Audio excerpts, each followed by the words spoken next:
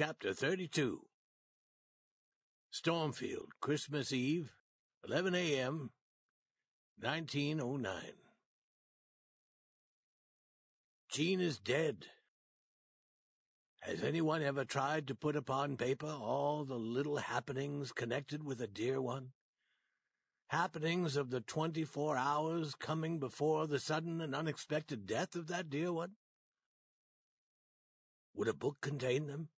Would 2 books contain them? I think not. They pour into the mind in a flood. They are little things that have always been happening, every day, and were so unimportant and easily forgettable before. But now how different, how precious they are, how dear, how unforgettable. Last night, Jean full of splendid health, and I the same, from the effects of my Bermuda holiday, walked hand in hand from the dinner table and sat down in the library and talked and planned and discussed cheerily and happily, and how unsuspectingly, until 9, which is late for us, then went upstairs. At my door, Jean said, "I can't kiss you good night, Father. I have a cold, and you could catch it." I bent and kissed her hand. She was moved. I saw it in her eyes, and she impulsively kissed my hand in return. Then, with the usual gay, "Sleep well, dear," from us both, we parted. At 7:30 this morning I awoke and heard voices outside my door. I said to myself, Jean is starting on her usual horseback flight to the station for the mail. Then Katie, who had been in the service of our family for 29 years, entered, stood shaking and gasping at my bedside for a moment, then found her tongue. "Miss Jean is dead." Possibly. I know now what a soldier feels when a shot is fired through his heart. In her bathroom there she lay, the fair young creature, stretched out upon the floor and covered with a sheet, and looking so peaceful, so natural, and as if asleep. We knew what had happened. She was an epileptic. She had been seized with a fit and heart failure in her bath. The doctor had to come several miles. His efforts, like our own previous ones, failed to bring her back to life. 4 days ago I came back from a month's holiday in Bermuda, in perfected health. But by some accident the reporters failed to perceive this.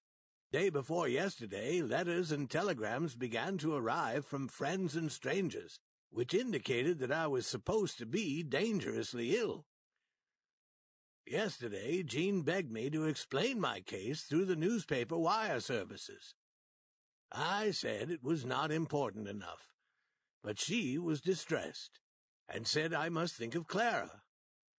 Clara would see the report in the German papers, and, as she had been nursing her husband day and night for 4 months, and was worn out, the shock might be dangerous. There was reason in that. So I sent a humorous paragraph by telephone to the wire service, denying the charge that I was dying, and saying I would not do such a thing at my time of life. Jean was a little troubled and did not like to see me treat the matter so lightly, but I said it was best to treat it so, for there was nothing serious about it. This morning I sent the sorrowful facts of this day's tragedy to the wire service. Will both appear in the evening papers? The one so light, the other so sad. I lost Susie 13 years ago. I lost her mother, her incomparable mother, 5.5 years ago. Clara has gone away to live in Europe. And now I have lost Jean. How poor I am, who was once so rich. 74 years old 24 days ago. 74 years old yesterday. Who can estimate my age today? I have looked upon her again. I wonder I can bear it. She looks just as her mother looked when she lay dead in Florence so long ago. Death is more beautiful than sleep. I saw her mother buried.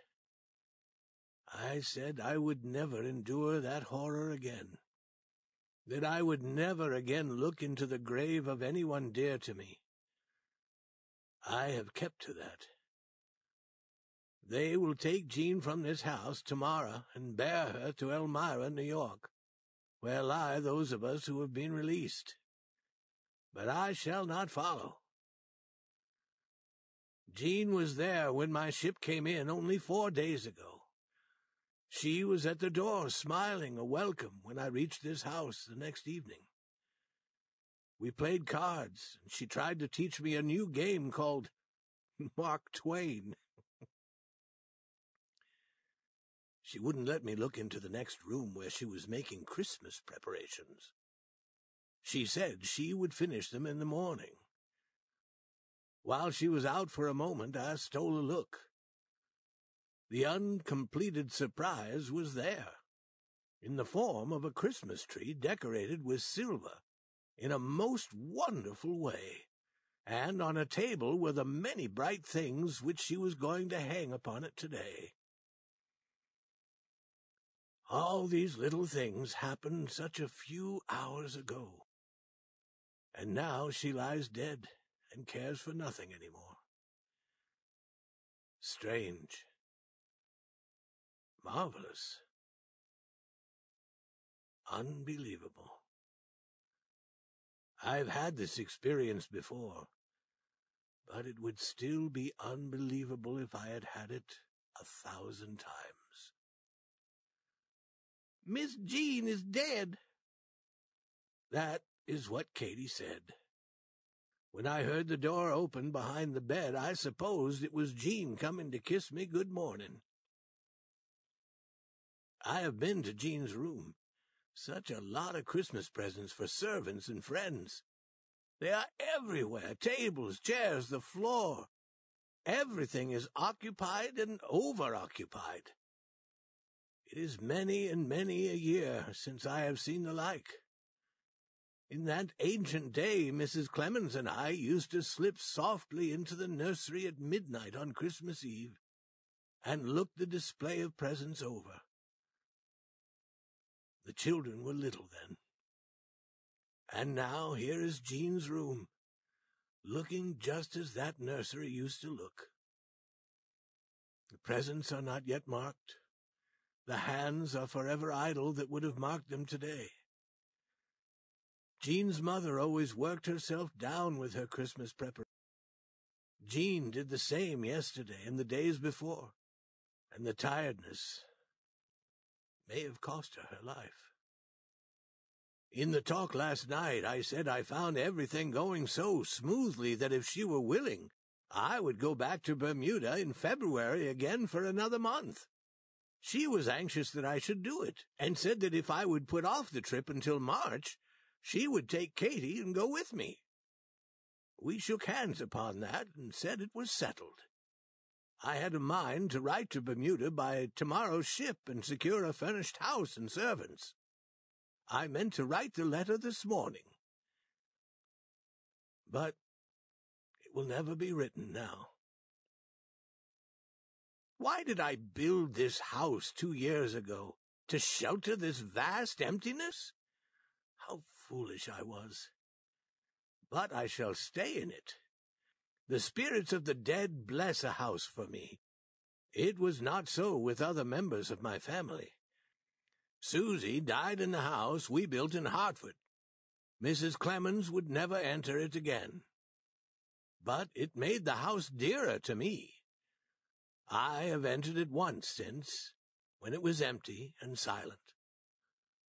But to me it was a holy place, and beautiful. It seemed to me that the spirits of the dead were all about me, and would speak to me and welcome me if they could. Clara and Jean would never enter the New York hotel which their mother had frequented in earlier days. They could not bear it. But I shall stay in this house.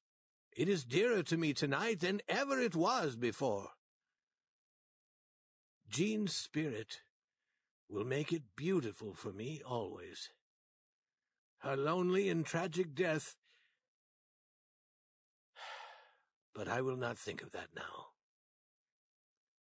There was never a kinder heart than Jean's. From her childhood up, she always spent the most of her allowance on charities of one kind or another. After she had her income doubled, she spent her money upon these things with a free hand. She was a faithful friend to all animals, and she loved them all. Birds, beasts, and everything, even snakes. This she acquired from me. She knew all the birds. She founded 2 or 3 societies for the protection of animals here and in Europe. She thought all letters deserved the civility of an answer. Her mother brought her up with that kindly error. She could write a good letter and was swift with her pen, but had an indifferent ear for music. But her tongue took to languages with ease. She never allowed her Italian, French, and German to become neglected. Christmas Day, noon.